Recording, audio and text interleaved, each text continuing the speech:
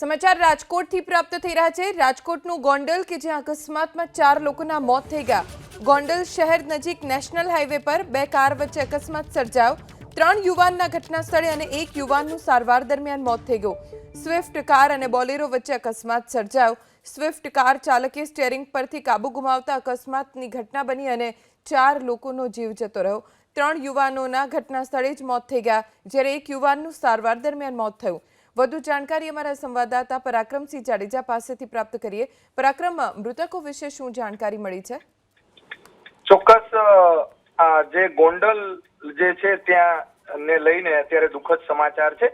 4 આશાસ્પદ યુવાનો છે તેમના મૃત્યુ થયા છે અને અકસ્માત રાજકોટ ધોરાજી હાઈવે છે ત્યાં અકસ્માત ગોંડલ નજીક અકસ્માત થયો છે અને ગોંડલ દેવ સ્ટીલ પાસે બોલેરો અને સ્વિફ્ટ કાર વચ્ચે અકસ્માત થયો છે।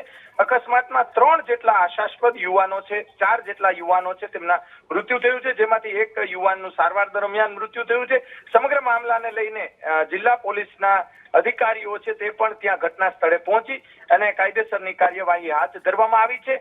અકસ્માતની ઘટનાને લઈને 4 જેટલી એમ્બ્યુલન્સ પણ ઘટના સ્થળે પહોંચી હતી, પરંતુ 4 જેટલા યુવાનો છે તેમના મૃત્યુ થયા છે।